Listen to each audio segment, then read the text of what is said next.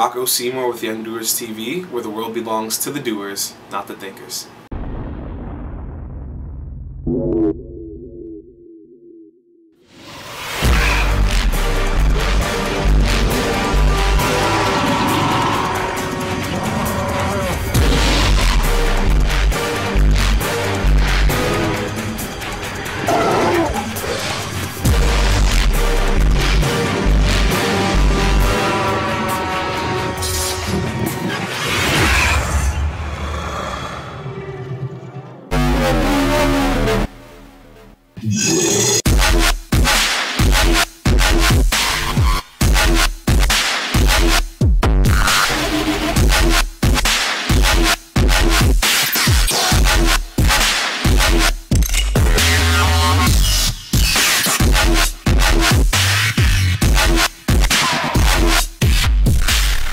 Welcome to another episode of Young Doers TV. I'm your host Reece, and today we're featuring Rocko, the director, screenwriter.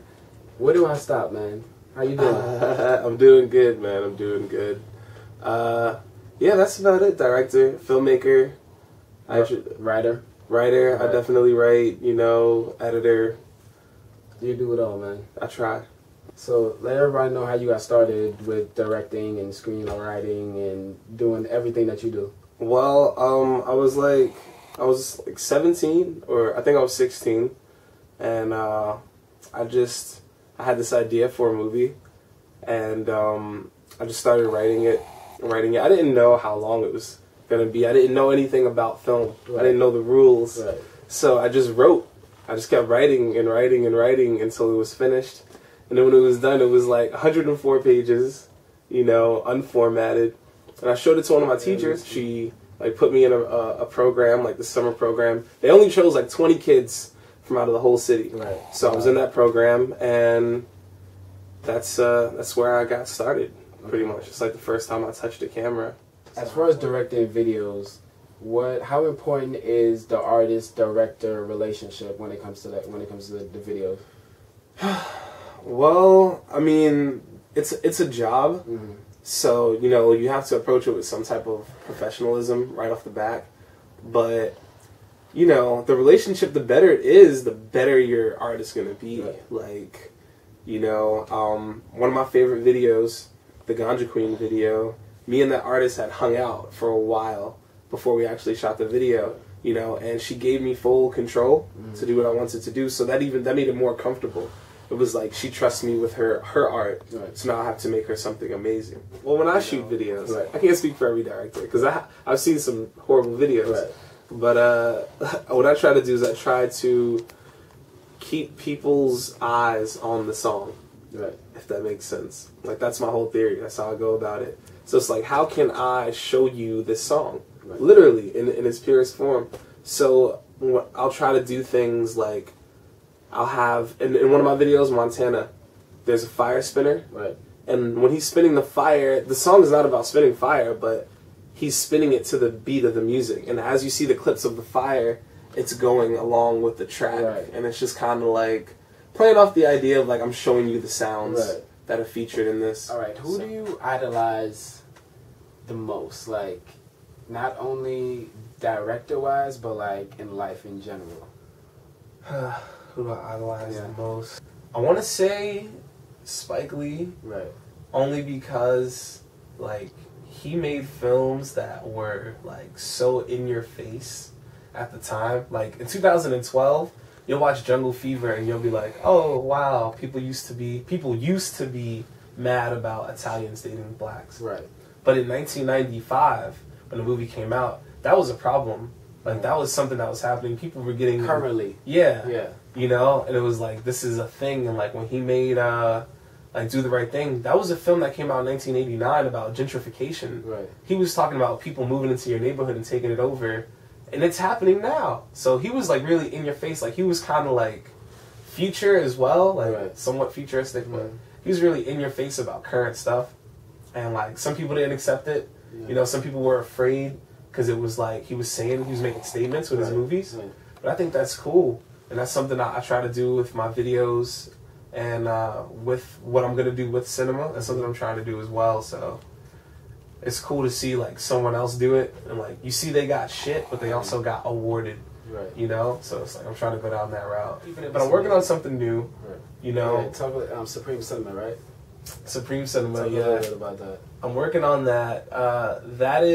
It's an idea I guess I had for like a year. Ever since Fuck the Director came about, I had the idea for Supreme Cinema, but there was I didn't have any Supreme Cinema at the time. Right. You know, it's not just a name for me.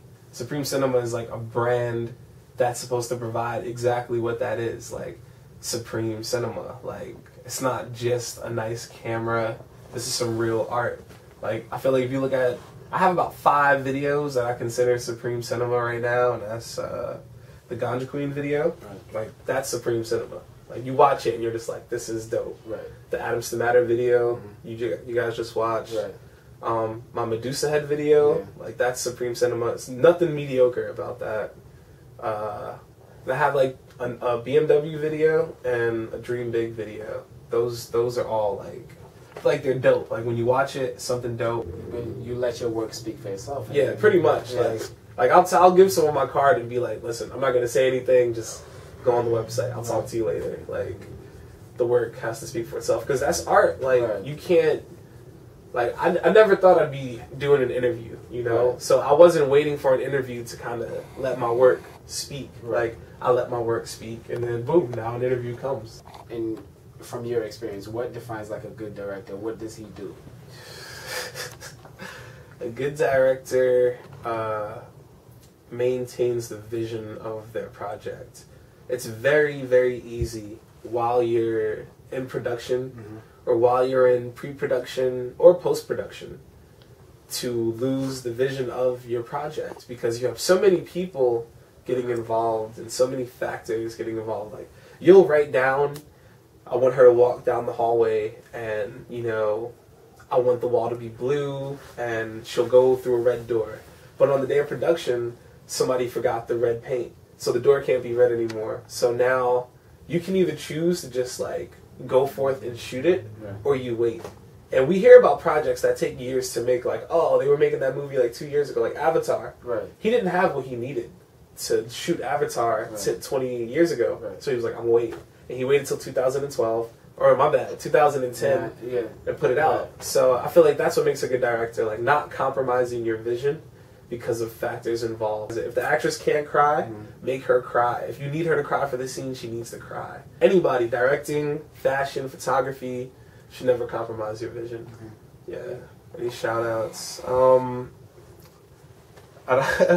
I would like to shout out, I always said I would do this, my theater teacher who got me into film, Miss Parr, if she sees this. I'd like to shout out Mr. Minnie Peoples, Hassan Minnie Peoples. He was like a mentor to me in a way. Jasani Jacobs, shout him out, he's cool. I'd like to shout out Matt Cuba as well, he's a promoter. Well, he's an event planner, period, and he kind of let me come onto the scene and like film his parties, and that was cool. That was very beneficial. And shout outs to Young Doers Television for this whole thing. Appreciate you being a part of it, man. No doubt, bro. All right, man. Stay tuned for part 2, where we're gonna be on set with Rocko on one of his videos. I don't know which one it is yet, but you'll be soon, and see you guys later.